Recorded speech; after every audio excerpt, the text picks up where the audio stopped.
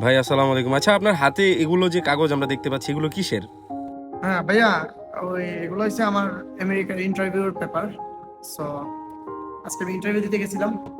So আমি আমার মন থেকে আমাদের বাংলাদেশি ভাইদের জন্য কিছু ইনফরমেশন আমি দিতে চাইতেছি, যেটা হইল গিয়ে আপনার আমেরিকা ভিসা কাকে দেয় কাকে দেয় না, সে বিষয় নিয়ে আমি কিছু আলোচনা করতে চাইতেছি। সো বিষয়টা হইল গিয়ে আপনার ফার্স্ট অফ অল, আমরা অনেক দালাল, অনেক ট্রাভেল এজেন্সির চক্করে পরে আমরা করি যে আমেরিকার বিষয় কিভাবে নেব, কিভাবে আমরা আমেরিকাতে যেতে পারবো, সেই বিষয় নিয়ে আপনার অনেক ট্রাভেল এজেন্সি, অনেক দালাল চক্র আছে। তাদের কথাবার্তাতে আমাদের বাংলাদেশিরা আপনার উন্মুগ্ধ হয়ে তারা এই যে আপনার 2000, কেউ 2000 দেরাম, কেউ 2500 দেরামে আপনার এই অ্যাপয়েন্টমেন্ট ডেট গুলো নিতেছে, ফর্ম ফিল আপ থেকে লাগায় এভরিথিং তারা করে দিতেছে। বাট সে ভিসাটা, কোন লোকে ভিসাটা পাবে আর কোন লোকে পাবে না সেটা কিন্তু তারা বলে না। তারা বলে ইন্টারভিউর মাধ্যমে আপনাকে জাস্টিফাই করবে আপনি ভিসা পাবেন কি না। সো আমি আজকে ইন্টারভিউ দিয়ে আসছি, আমি সেটাই বলতে চাইছি আমাদের বাংলাদেশি ভাই যারা আমার এই ভিডিওটা দেখবেন, তারা অবশ্যই লাইক, কমেন্ট, সাবস্ক্রাইব করবেন আর বেশি বেশি শেয়ার করবেন, যাতে একজন দেখার পরে আপনার এই শেয়ারটার কারণে আরেকটা বাংলাদেশি ভাই দেখতে পারে, সে উপকৃত হতে পারে। সো আমি সেটাই বলতে চাইছি যে যদি আপনারা কেউ আচ্ছা ভাই, আপনার কাছে একটা প্রশ্ন, আপনি কি কি কাগজপত্র জমা দিয়েছিলেন একটু দেখাবেন? না, আমি এখানে আমেরিকার এই যে আপনার DS-160 ফর্মটার মধ্যে উল্লেখই করা আছে আপনার যে কোন কোন ফর্মটা আপনি সাথে নিয়ে যেতে পারবেন। তো যারা এমপ্লয়ার হিসাবে, তো তারা কোনো লোকেরই কোনো কিছু চায় না, এক কথায় জাস্ট খালি পাসপোর্ট আর ওইদিকে আপনার যে এই ফর্মটা, এটা হচ্ছে আপনার মেইন ফর্ম। DS-160 ফর্মটা এটা মেইন ফর্ম, এই ফর্মটা আর আপনার আর কোনো কিছু লাগে না। আর এই ফর্মটা লাস্টে আপনার অ্যাপয়েন্টমেন্ট ডেটের ফর্ম, এই ফর্মটা, ঠিক আছে? বাকি আর কিছুই লাগে না।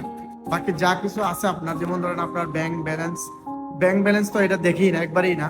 আপনার যদি ফ্ল্যাট ইজারি বা আপনার বিজনেস লাইসেন্স, আপনার কোনো বাসার ডকুমেন্ট, তো এগুলো আপনি অ্যাড করতে পারবেন DS-160 ফর্মের ভিতরে আপনি অ্যাড করতে পারবেন।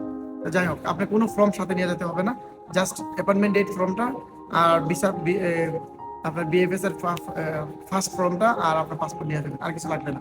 কারণ আমাদের কাছে কি কোনো কিছুই চায় না। তো যাই হোক, আমি যখন ইন্টারভিউতে গেছি, তারা ফার্স্টে বলে আমাকে জিজ্ঞেস করছে what purpose you want to go USA। তখন আমি তাদেরকে বললাম যে আমি একজন ট্রাভেলার, আমি ট্রাভেল আমার ড্রিম, আমি ট্রাভেল করতে অনেক পছন্দ করি। এটা আমি ইংলিশে বলছি, বাংলাতে বলি। তো তারা আমাকে বলছে ওকে। তো তারা আমার পাসপোর্ট দেখছে, আমার কিন্তু অলরেডি অনেকগুলো দেশ ভিজিট করা আছে, প্রায় ম্যাক্সিমাম 10-12টা দেশ আমার ভিজিট করা আছে। তো তাদেরকে সবকিছু আমি খুলে বললাম, আমার ইউটিউব চ্যানেল আছে, আমার তো আরো অনেক ফেসবুক পেজ আছে, সবকিছু আমি এড করছি, আমার জিমেল অ্যাকাউন্টে এভরিথিং এড করছি। তারা সবই দেখছে, জিজ্ঞেস করছে জাস্ট কত বছর আপনি দুবাই স্টে করতেছেন, সেটাও বললাম। আবার মধ্যে বলছে যে আপনি কি ম্যারিড না সিঙ্গেল। যখন বলছে সিঙ্গেল, তখনই সব শেষ। মানে সিঙ্গেল বলাটা আমার মনে হয় সিঙ্গেল বলাটার পরে আর কোনো প্রশ্ন নাই। তার মানে কি, এখন আমি আমি সিঙ্গেল, তা আমি কি ভিসা, আমেরিকার ভিসা পেতে পারি না? তো যাই হোক, তারা, আমি দেখছি যতটা ভিসা পাইছে, তারা বেশিরভাগই আপনার বিজনেস ক্যাটাগরি কিছু ভিসা পাইছে, আর বাকি সব ফ্যামিলি ফ্যামিলি, তাদের ছেলে মেয়ে আছে, 2-3টা বাচ্চা কাচ্চা আছে, কাপল আছে, তারাই ভিসা পাইতেছে। বাট সিঙ্গেল যারা, তারা ভাইয়া, আমি বলবো, আমার আমার পক্ষ থেকে বলবো, আপনারা কেউ সিঙ্গেল থেকে আপনারা কেউ অ্যাপ্লাই করবেন না আমেরিকান, কারণ ভিসা না পাওয়ার সম্ভাবনাই বেশি।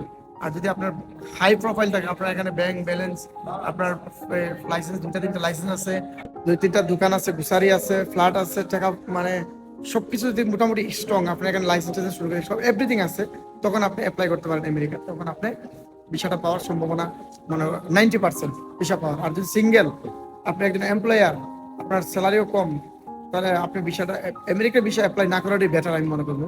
বাকিটা আপনাদের ব্যক্তিগত ব্যাপার, যে কেউ করেন বা করতে চান করেন, এটা আপনাদের ব্যক্তিগত ব্যাপার। বাট আমার যতটুকু এক্সপিরিয়েন্স আমি আজকে অর্জন করছি, সেটা আপনাদেরকে শেয়ার করলাম। ধন্যবাদ সবাইকে, সবাই লাইক কমেন্ট শেয়ার করবেন। Thank you so much.